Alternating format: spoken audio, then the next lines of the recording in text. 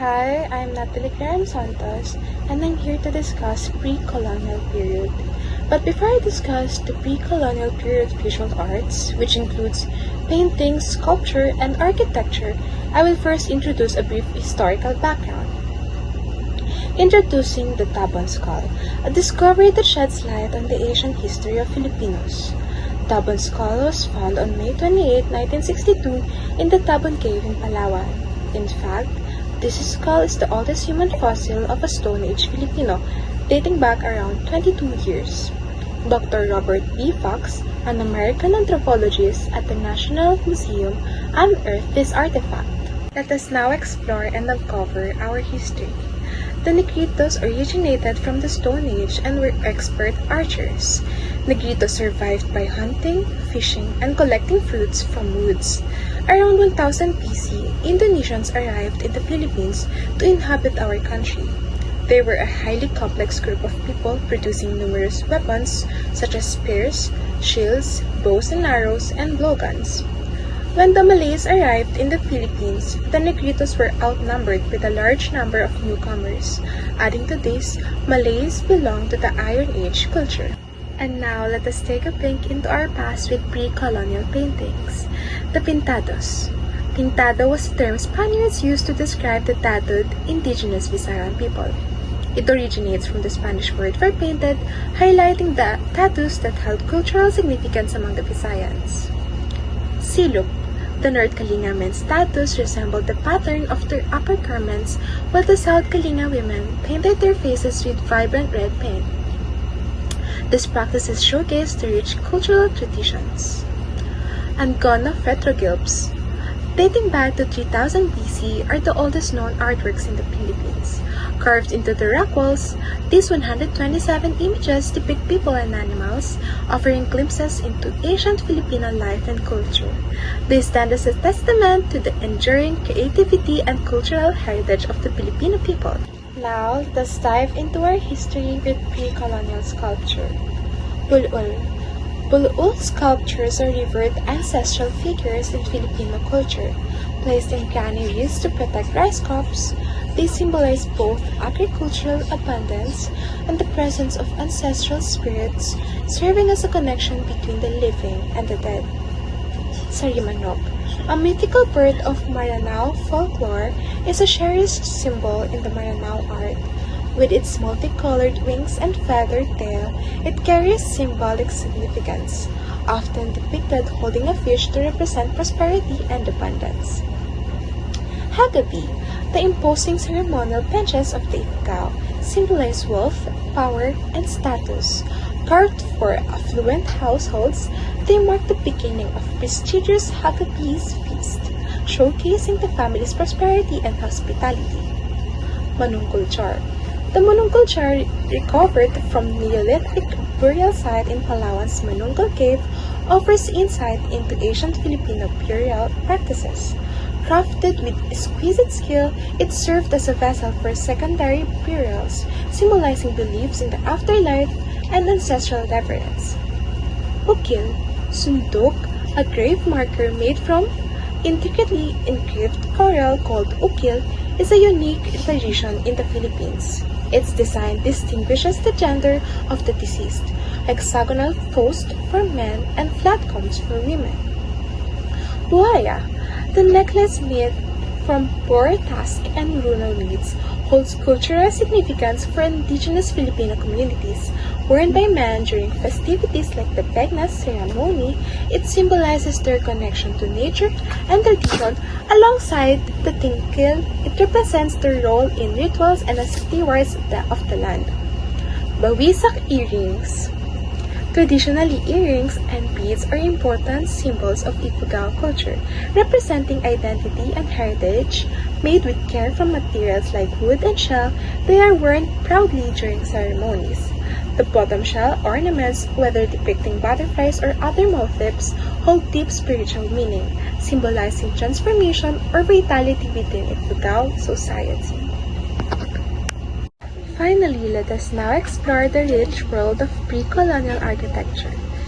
Bahay Kubo is constructed primarily using nipa for the roof and bamboo for the framework and walls.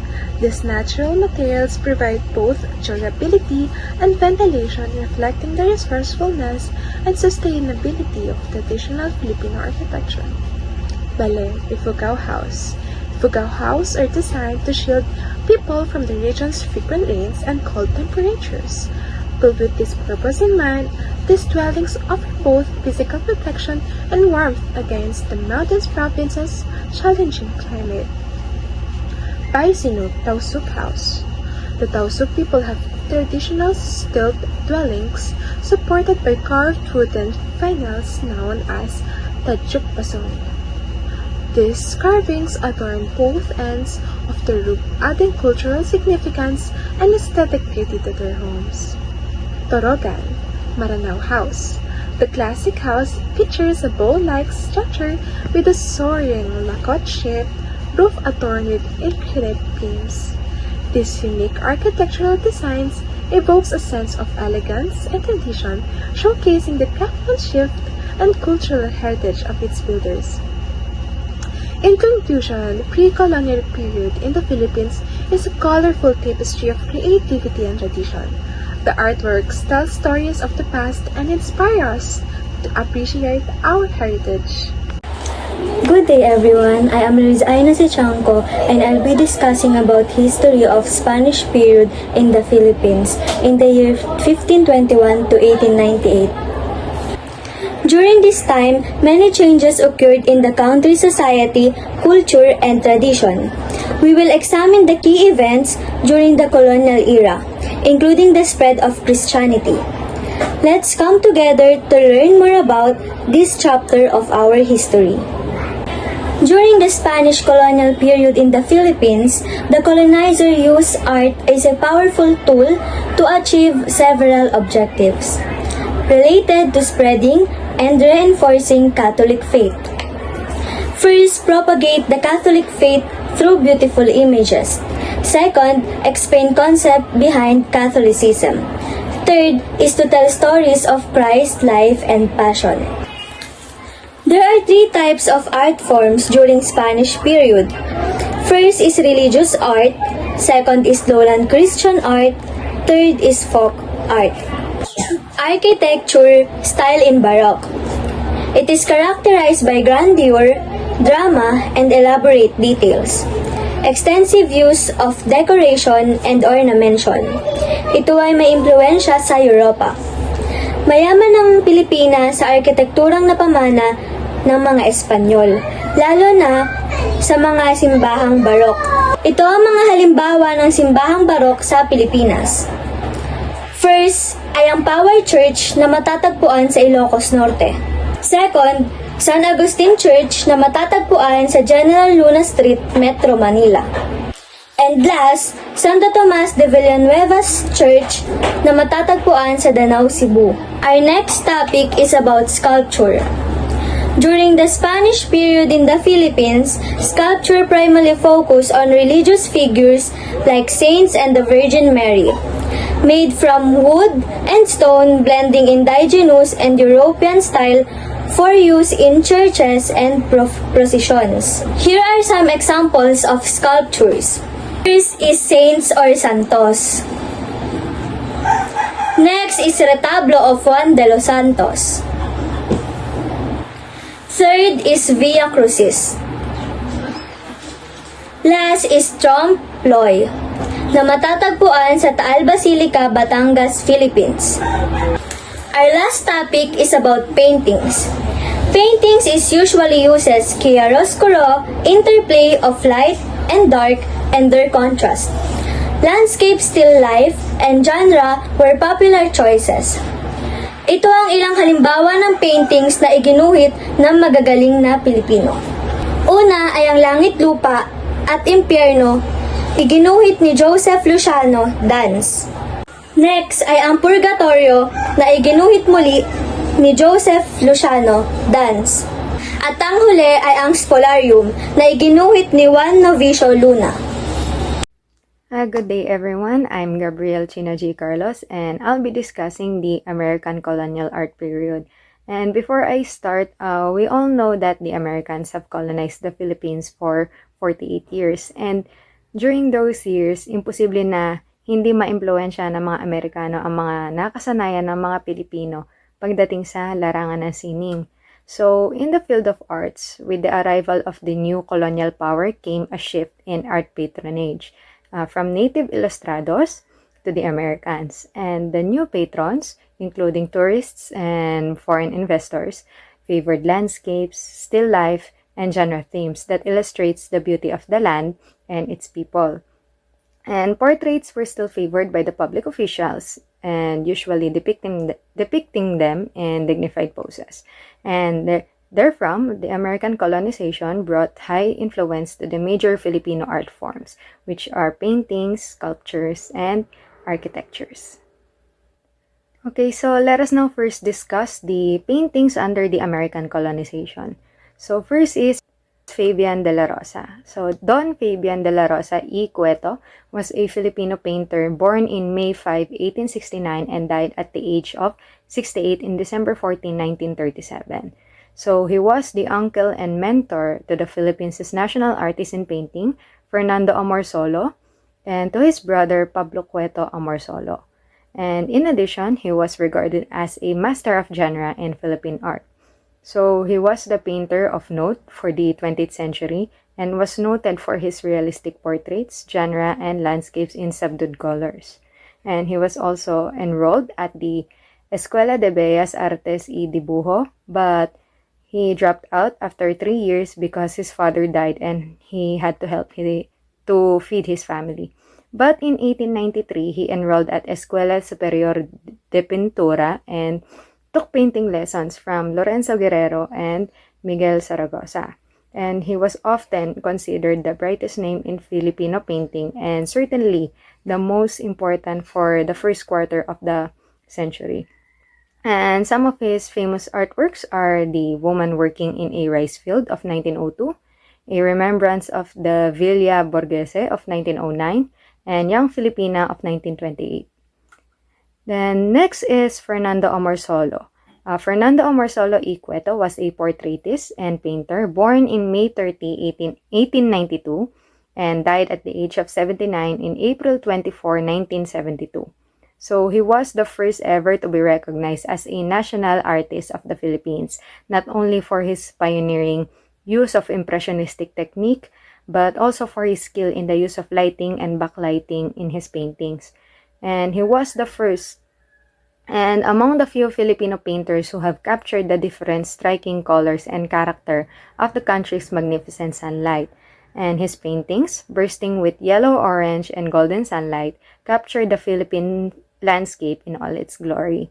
So while De La Rosa's work were of subdued and cool colors, Amorsolo's landscapes, as what has been indicated in this presentation, were bathed in the glorious Philippine sunlight. And some of his famous works are The Palay Maiden of 1920, Dalagang Bukid of 1928, and The Making of the Philippine Flag of 1944.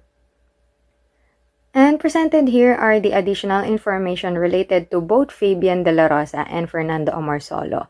So, dabbled into advertising, book design, and new forms brought by the Americans, Amorsolo made several book and magazine cover designs as well as commercial products, and yung pinakasikat na design for commercial product na ginawa niya is yung nakikita nating markang demonyo ng Ginebra San Miguel.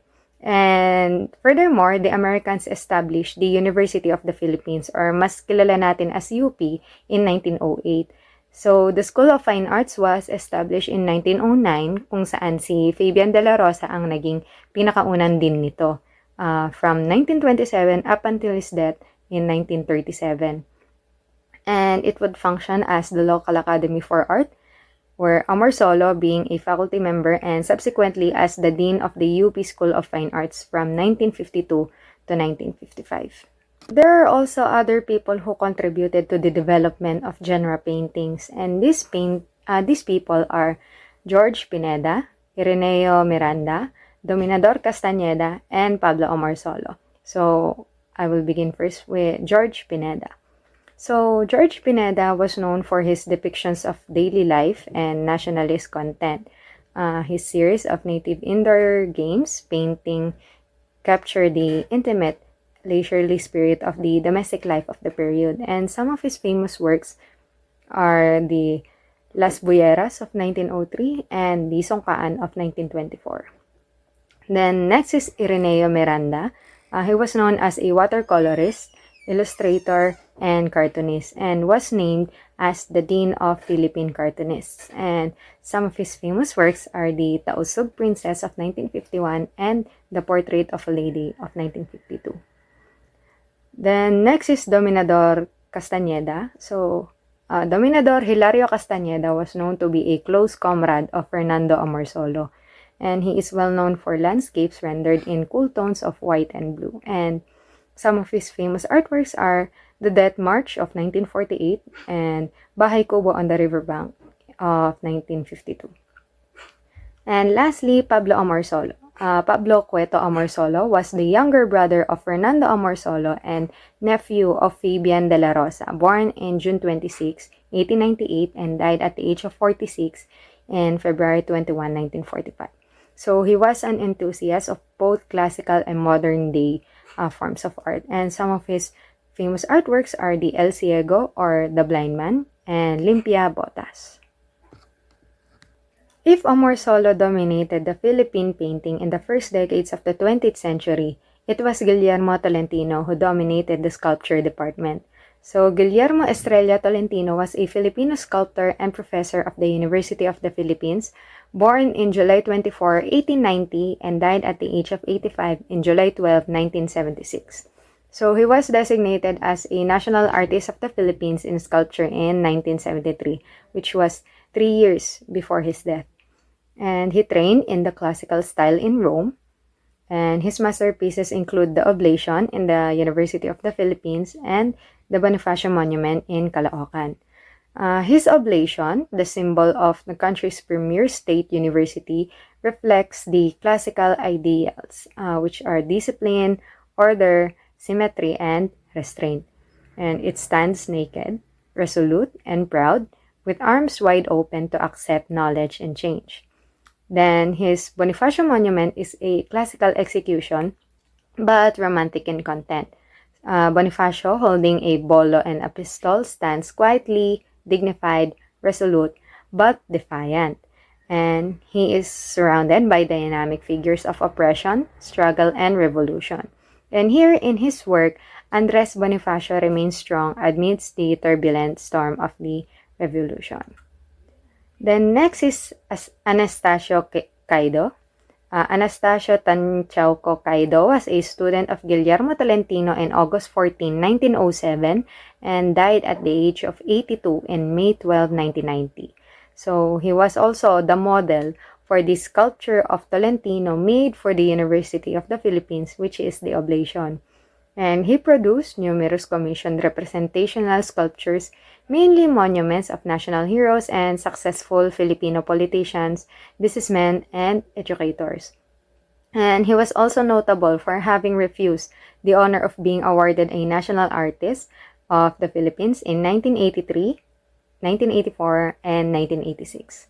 And furthermore, his best-known works include MacArthur Landing Site in Palo Red Beach, Leyte, Benigno Aquino Monument at the corner of Ayala Avenue and Paseo de Rojas in Makati, and Rizal Monument at Jose Rizal University or JRU. Then lastly is Napoleon Abueva. So Napoleon Billy Veloso Abueva was born in January 26, 1930 and died at the age of 88 in February 16, 2018. And he was known as the father of modern Philippine sculpture and was proclaimed National Artist in 1976 at the age of 46, making him the youngest recipient of the award to date. And he goes against the standards set by his teacher, Tolentino. Working with a variety of materials and techniques, he integrated the sculptural and functional qualities in his work.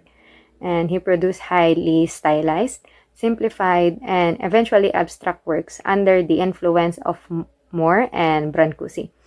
Then his works, at times, contain elements of eroticism, fun, wit, and playfulness. Presented here is one of his works, which is given the name Kaganapan. It shows a woman in the height of her pregnancy. He did away with the traditional, idealized, and voluptuous muse of classicism, and instead, he replaced it with the beauty of a woman bearing a child.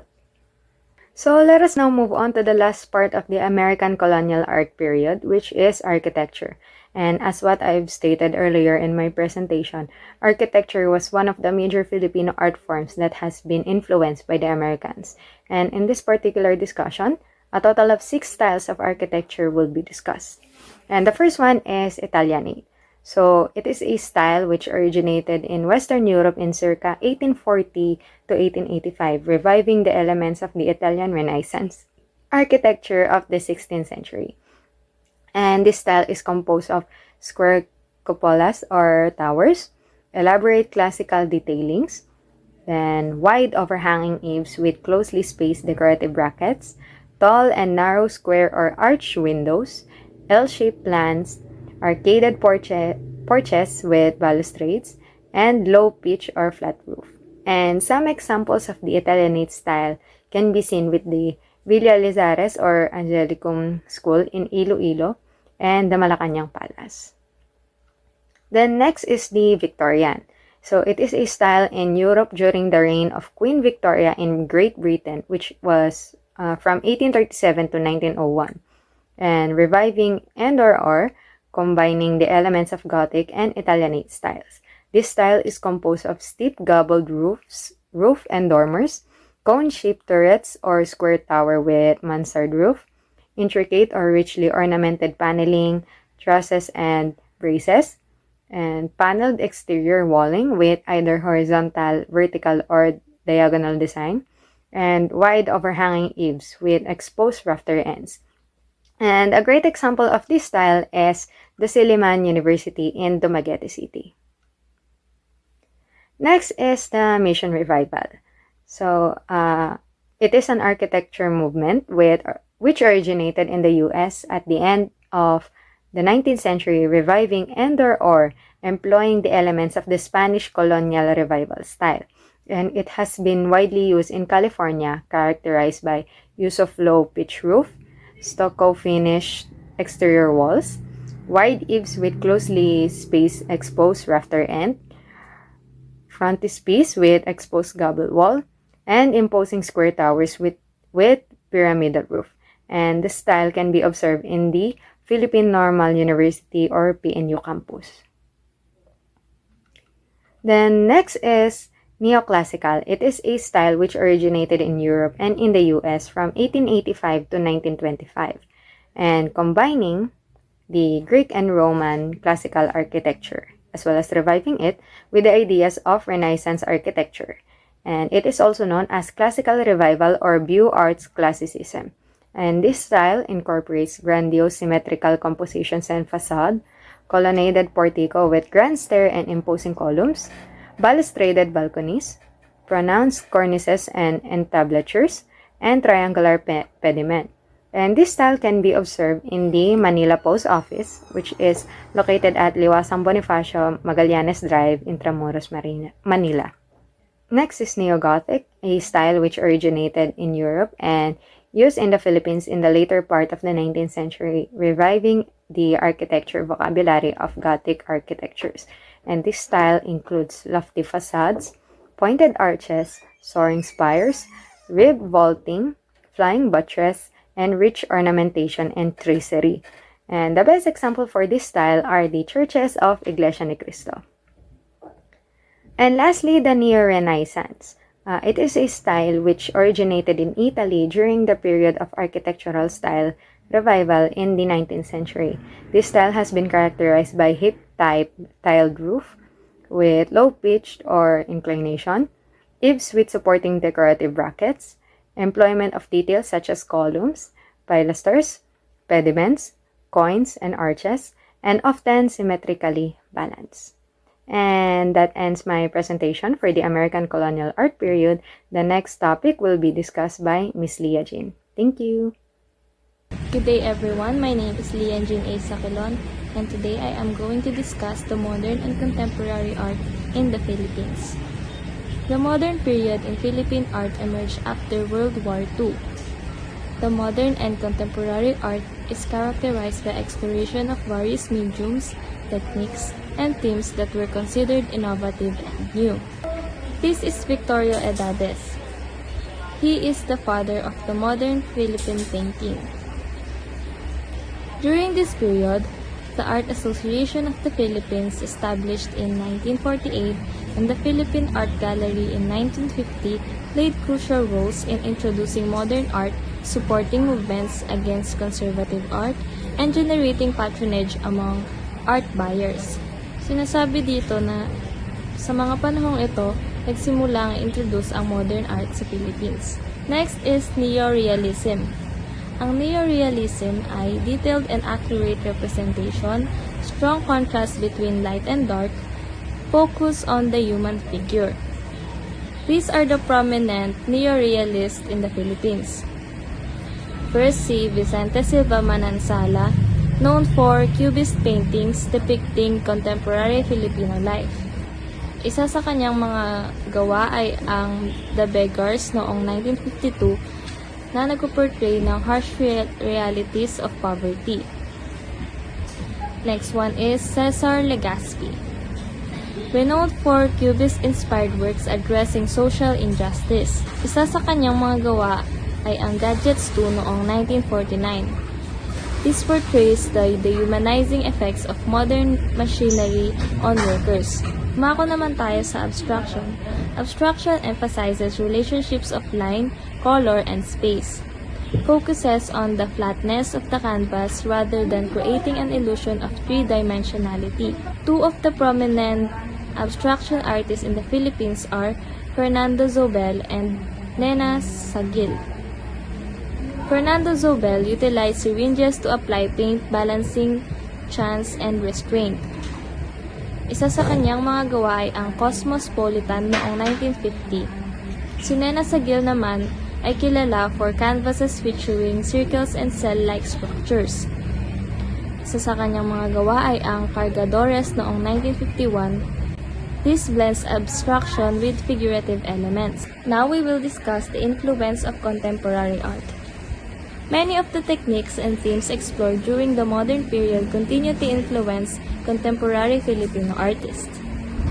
The legacy of artists such as Edades, Manansala, Legazpi, Ocampo, and Zobel, and Sagil continues to inspire new generations of Filipino artists to experiment and push the boundaries of artistic expression. Ang importance naman ng modern period art, it has marked a significant departure from traditional art forms, embracing new techniques and themes. Artists during this period play a crucial role in shaping Filipino art, addressing social issues and contributing to the country's cultural identity. Hello everyone, so for today I will be discussing other form of arts, painting and sculpture. So first, let me discuss painting. Ano nga ba yung kahalagahan ng painting bilang form of visual arts? Painting is an important part of visual art because it allows artists to express themselves in a variety of ways. Utilizing color, design, component, shape, line, and texture, painter creates work that generate moods, tell stories, and pass on the ideas that go beyond the boundaries of spoken communication. So, sa madaling salita, sinasabi dito na yung painting ay ginagamit ng mga artists para mas ma-express nila yung sarili nila.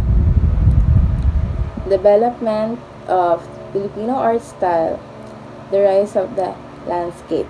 Amorsola's Idyllic Philippines.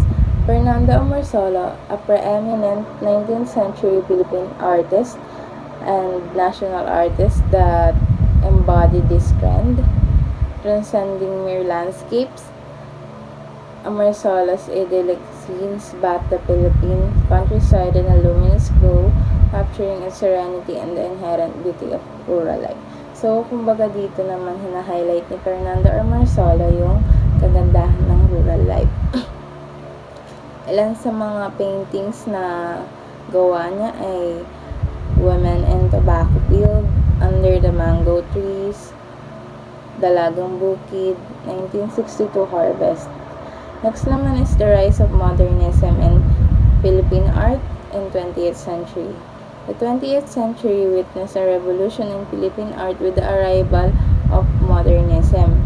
Pioneered by visionary artist Victoria Edades, the movement became a catalyst, expression, artistic exploration. Edades' groundbreaking works dare to break away from established form, inspiring a new generation of Filipino artists to embrace abstraction and forge their own unique means of expression. This shift marked as a turning point in Philippine art, paving the way for a vibrant era and experimentation of self-discovery. So, dito nagsimula yung pagkakaroon ng unique expression ng mga Filipino artists.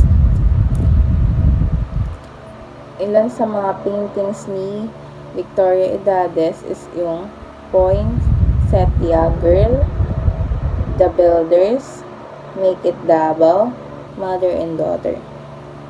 Next naman is social realism and social issues in 20th century. In the 20th century, Philippine art embraced social realism. Artists tulad ni Benedicto Cabrera channeled their skill into portraying the nation's struggle. Then sa mga ito is yung poverty, injustice, and political unrest. These powerful social commentaries spark conversation and reflection on the Philippines condition. Ilan sa mga painting ni Benedicto Cabrera ay yung My Sad Republic, 2011, Three Women. Next naman is yung sculpture.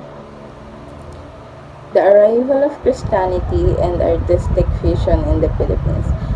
Spanish colonization in the 16th century transformed Philippine art. Catholicism, introduced by the Spanish, became the dominant subject matter, while churches house paintings and the sculpture reflecting Christian themes. Filipino artisans cleverly blended with these indigenous styles, creating a unique artistic fusion. So, dito nagsimula yung mga pagkakaroon ng mga santo na nagmula sa mga Spanish. Ilan sa mga sample ng sculptures is yung Santo Niño, Bulol or Bulol, Blood Compact Monument, and People Power Monument. Good day everyone, my name is Jana Maxine Guzman and I'll be discussing Philippine folk arts and architecture. Folk architecture, these are the simple architecture built of local materials and available tools to provide shelter for its inhabitants. Una dito ay ang bahay kubo or the nipa hut. It is also known as kamalig. It served as an icon to Filipino lowland and rural culture. It is made up of bamboo rods, bamboo mats or sawali, and a thatched roof made up of anahaw or nipa. So, bahay kubo or nipa nut sa Ingles ay isang tradisyonal na bahay sa Pilipinas. Kilala ang bahay kubo bilang pambansang bahay ng Pilipinas. Ito ay gawa sa mga lokal na materyales at ang dingding nito ay kadalasang gawa sa kawayan, kahoy, kugon o pawid at ang bubong sa dahon ng nipa o anahaw. Ang kopitos laban sa hangin at ulan dahil sa magaan ito at kung masira man ay madaling palitan. Pangalawa ay ang bale or the Ifugao house. It is a one-room house with attic for storage. The exterior of the house looked like a pyramid resting on four posts. The exterior is enclosed by slanting walls and ceiling that appears to be spherical that are formed by the loaf. So, ang bahay ng mga Ifugao ay isang klase ng tradisyonal na bahay ng isang etnikong grupo ng mga Pilipino. Meron itong natatanging disenyong pang-arkitektura na sumasagot sa mga pangangailangan ng karaniwang Ifugao. Matatagpuan ng mga Ifugao sa mga kabundukan na nasa hilagang bahagi ng Luzon at alin sa mga pinakatanyag na lugar na kanilang kabinibilangan ay ang hagdan-hagdan palayan sa Cordillera. May iba't ibang klase ng bahay na Ifugao at alin dito ay ang abong, ang bale, or itong nakikita natin sa picture sa PowerPoint, this is the bale, ang inapal at ang alang. Pangatlo is the Ivatan House in Batanes. Most of the houses are built with limestone walls and kugon roofs. It has a narrow doors with windows with wooden shutters and often secured by the wooden bars. So, typical representation of an Ivatan house or the heritage house of Batanes is a house made of stone, lime, wood, and thatch roof made of kugon, a structure resembling houses found in European hinterlands. It is clearly depicts the effects of the harsh climate condition on the islands and the effort of the Ibatans to adapt to a rigorous tropical environment. So, ang nagsasabi rin siya ng istorya of how indigenous communities build compact and sturdy houses para protection against doon sa mga ravaging typhoons and cold Siberian winds. Pang-apat is the Torogan or Maranao's house. It literally means a place for sleeping. It is a stately house for elite members of Maranao tribe in Mindanao. It is symbol of status and leadership. It is also a courthouse, hall for community meetings, and its courtyard as a ritual areas for wedding. So, ang Torogan ay isang tradisyonal na bahay na tinayo ng mga Maranao sa lalawigan ng Lanao, Mindanao.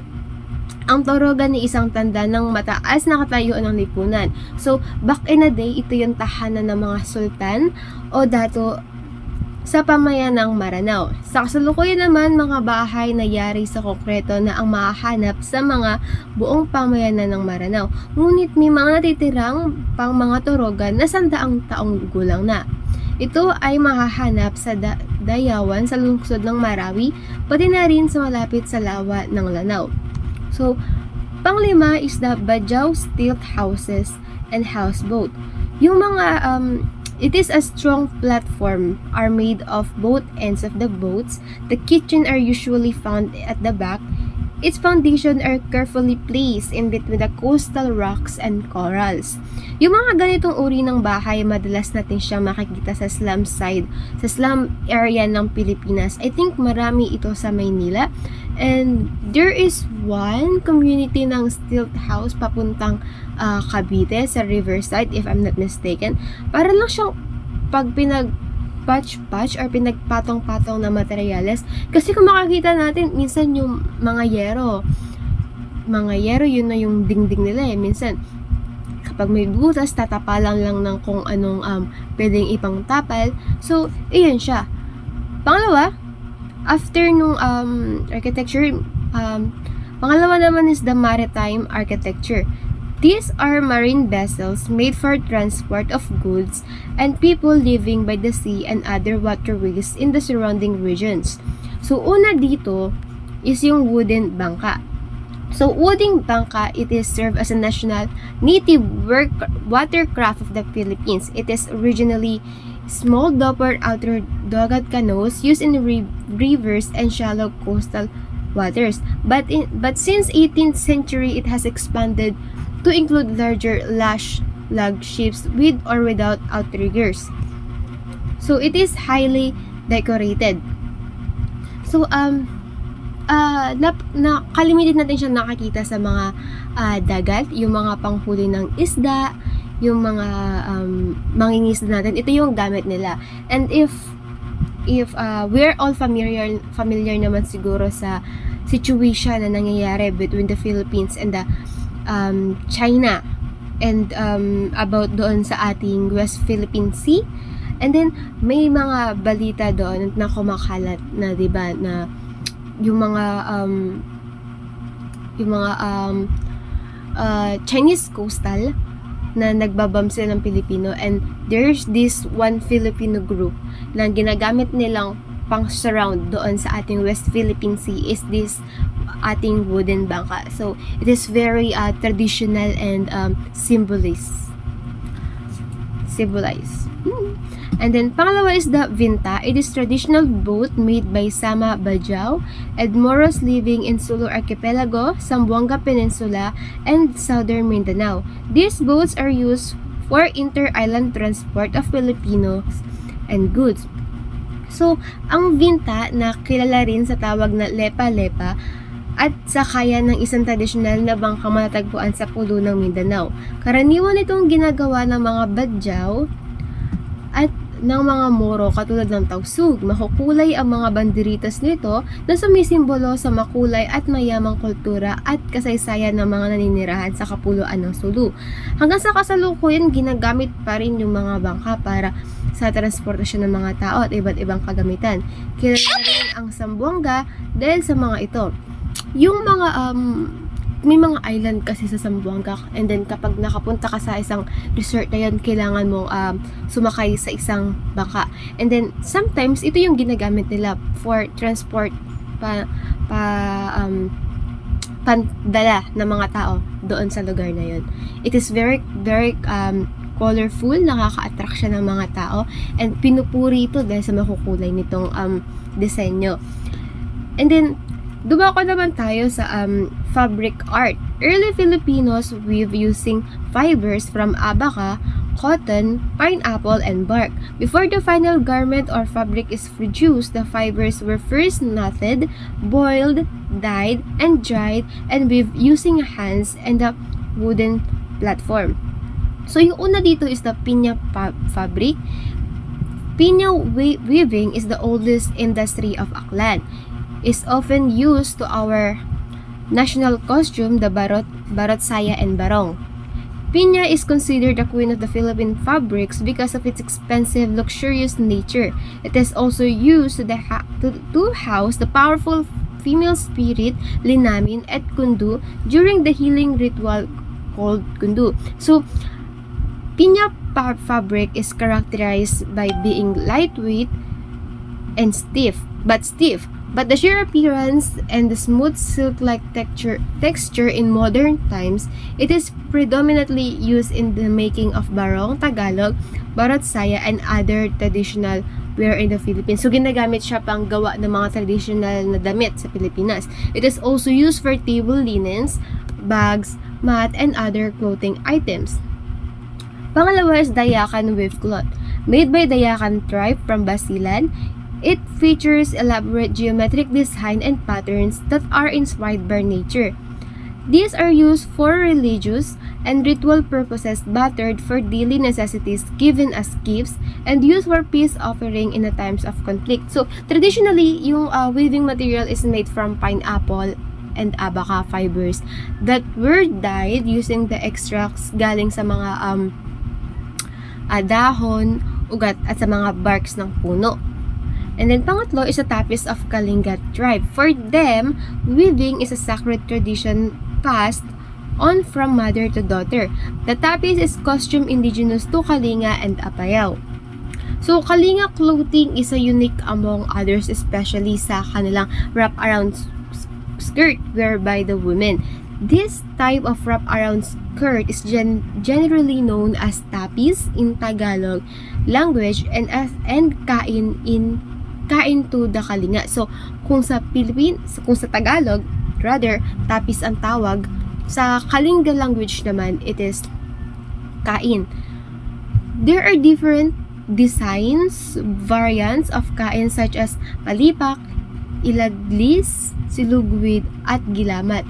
Tapis across the various culture in the Philippines may generally refer to the single rectangular piece of cloth one wraps around herself as clothing, but is also a term for colorful hand-woven wrap-around skirt common in the pre-colonial period and which is still used today as a part of Maria Clara gown and by culturally conserved tribes. So, minsan nakakita natin sa mga pictures ng damit ng Maria Clara, parang may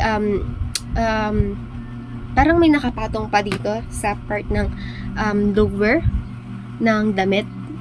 typically kulay red siya na may line pattern. So, ayun yung tapis na ginagamit din sa gown ng Maria Clara.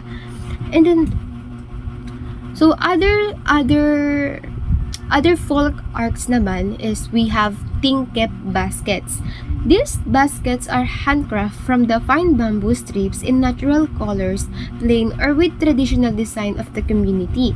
Special baskets that serves both practical and spiritual purpose in the Palawan community life. So, tingkip baskets woven by the Palawan tribe in the southern half of Palawan province is used for a variety of purposes. Kasama dito ang storage container para sa bigas, asukal at sa mga personal belongings, in hunting and bartering where yung minsan kapalit ng bigas ay yung mga wrap-around skirts and blankets among other things. And then, pangalawa is the graphic and plastic arts. Graphic arts are mainly two-dimensional or 2D, like sketching, painting, photography, and calligraphy. Plastic arts includes sculpture or ceramics which have 3-dimensional or 3D. So, yung picture dito kung makikita nyo sa una is we have the women, this is the painting which is nakasabi dito na 2-dimensional, 2D sketching, painting, and photography. And then yung pangalawa naman is it is miniature ng jeepney. And then it is made by the OFW architect Rowell na Anep. And then next naman is the ornament. It is used to embellish parts of building or object. The Ifugaos have carved anitos figures or bulul which represent their ancestral spirit and the Gayanari gods. On the other hand, the Kapampangans are famous in their parol, an iconic symbol of the Filipino Christmas. So, kung makikita nyo dito sa picture sa gilid is merong parang coral reefs. Okay. Sinasabi siya sa mga bahay, it symbolize parang safety for bad spirit. Kasi yung mga ornament, nagbibigay siya ng symbol like safety, kagandahan, kasiyahan, or ginagamit din sa celebration. And then, sa slide na to, makikita niyo yung background, which is mga parol. And then, ayun nga, nabanggit na Kapampangans or famous in their parol. So, nagsisimbolo siya ng Filipino Christmas. And then, last naman is the pottery. Native Filipino created pottery since 3,500 years ago. These potteries serve as a secondary burial jars to hold the deceased.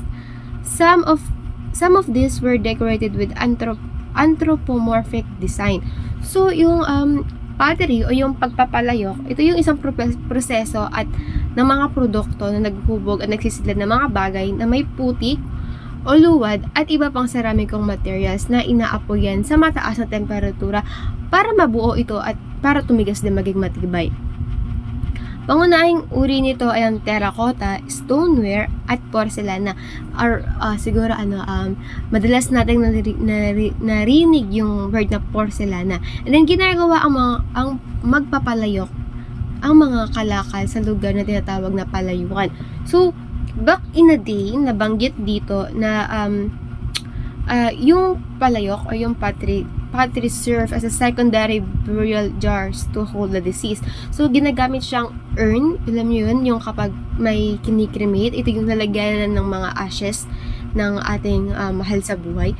And then, also, kalimitan din siyang ginagamit yung palayok sa tuwing may birthday, first birthday, no? Yung mga nag-birthday, mga babies na nag-first birthday, yung hampas palayok na laro. So, kalimitan din siyang ginagamit doon. So, ayan lang po. Thank you! Hello, my name is Kenshin Sakalan and I will be presenting a report on some prominent Filipino artists who have contributed to the development of visual arts in the Philippines. One of the most influential artists in Philippine history is Fernando Amorsolo. Born in 1892, Amorsolo was known for his romanticized depiction of rural life, landscapes, and portraits. His works often showcase the beauty of the Philippine countryside and its people. Amorsolo's style is characterized by his mastery of light and shadow, as well as his use of warm, earthy tones. His paintings often features lush landscapes, radiant sunlights, and everyday scenes of Filipino life such as yung mga magsasaka, naglalabas sa mga ilog, or mga naglalaro mga bata. Through his attention to detail and skillful use of color and light, he captured the essence of rural life in the Philippines, evoking a sense of nostalgia and pride in Filipino culture. Juan Luna was a renowned painter during the Spanish colonial period who gained international recognition for his masterpiece, Spolarium, which won a gold medal in the Exposición Nacional de Bellas Artes in Madrid in 1884. Luna's art style is characterized by its realism and meticulous attention to detail, as well as its emotional intensity and use of chiaroscuro, contrast between light and dark, and his intention in painting was often to depict important moments in Philippine history and convey social and political messages. Ben Cab, or Benedicto Cabrera, is a contemporary Filipino artist known for his distinct style and his exploration of Filipino identity and culture through his arts. While his art style is diverse, he is best known for his figurative works depicting the everyday life and struggles of Filipinos. His paintings often feature bold colors and strong lines, and he frequently explores themes of identity, culture, and social issues. Ben Cab's intention in painting is to reflect the complexity and diversity of Filipino society and to provoke thought and discussion about important issues facing the country. Carlos Botong Francisco is recognized for his murals depicting Philippine history and culture. His works can be seen in various public buildings and institutions across the country. Francisco's art style is characterized by its bold lines, dynamic compositions, and vibrant colors. He often incorporates elements of Filipino mythology, legend, and tradition, showcasing his deep connection to the cultural heritage of the Philippines. Francisco was particularly skilled in capturing the spirit and essence of Filipino life, from rural scenes to urban landscapes. His murals are regarded as national treasures and serve as important cultural landmark in the Philippines. Ang Kiyoko is a leading figure in Philippine contemporary art, known for his dynamic and expressionistic style, often depicting the struggles and contradiction of modern life. His arts often depicted figures in intense and dramatic composition, reflecting themes of struggles, alienation, and the human condition. Ang Kiyoko's works frequently explored the darker aspects of society, including poverty, violence, and the complexities of human emotions. His intention in painting was to provoke thought and evoke emotion, challenging viewers to confront the harsh realities of life while also exploring the depths of human experience. H.R. Ocampo, or Hernando R. Ocampo, was a key figure in Philippine modern art, known for his abstract and cubist paintings that reflected his exploration of form and color. His art style is characterized by its bold colors, dynamic compositions, and abstract forms. Ocampo's works often depicted scenes from urban life, bustling cityscapes, and everyday Filipino activities. His intention in painting was to shed light on the realities of Filipino society while celebrating its resilience and spirit. Through his arts, he aimed to provoke thought and inspire positive change in his country. Napoleon Abueva, often referred to as the father of modern Philippine sculpture, created works that can be found in various public spaces throughout the Philippines. His sculptures often depict abstract and organic shapes inspired by nature and human forms, showcasing his mastery of both traditional and contemporary sculpting methods. Abueva's intention in sculpting was to explore the relationship between form and space, as well as to convey emotions and narratives through his art. He played a significant role in shaping the landscape of Philippine sculpture and is considered one of the most important artists in the Philippine art history. Jose Choya was a pioneering abstract painter for his use of vibrant colors and gestural brushworks. He was instrumental in popularizing abstract art in the Philippines and was the first Filipino to receive the UNESCO Award of Excellence for the Visual Arts. Joya's works often explored themes of movements, rhythm, and the interplay of light and shadow, creating vibrant and immersive visual experiences for the viewer. He was a pioneer of abstract expressionism in the Philippines, breaking away from traditional representational art to explore the realm of abstract and non-representational forms. Joya's intention in painting was to evoke emotion, provoke thought, and challenge conventional notions of art and beauty. Guillermo Tolentino, a prolific Filipino sculptor, is known for his monumental works that commemorate key events and figures in Philippine history. His most famous work is the Bonifacio Monument in Caloocan City, which honors the Philippine revolutionary leader Andres Bonifacio. Tolentino's intention in sculpting was to honor Filipino heroes, preserve cultural heritage, and inspire national pride. He played a vital role in shaping the visual identity of Philippines through his iconic sculptures, leaving a lasting legacy in Philippine art history. Felix Resurrection Hidalgo was a renowned Filipino painter who gained international recognition for his mastery of classical realism. His art often depicted historical and allegorical subjects, and he received numerous accolades for his contributions to the Philippine art. Hidalgo's art style is characterized by its realism, meticulous attention to detail, and masterful use of light and color. He was highly regarded for his technical proficiency and artistic vision, earning international acclaim for his paintings. Hidalgo's intention in painting was to celebrate Filipino culture and heritage, as well as to showcase the beauty of Philippines to the world. He played a significant role in promoting Filipino art on the global stage and remains one of the most esteemed figures in Philippine art history. In summary, the visual arts in the Philippines have evolved over time, incorporating various cultural and colonial influences from pre-colonial art to modern times. Filipino art combines tradition with new ideas and encompasses painting, sculpture, folk art, and architecture.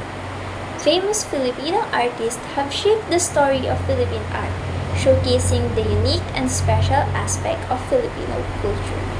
Looking at how art has grown in the Philippines, it is clear that it is a significant part of our culture. Filipino artists continue to create new art that tells meaningful stories.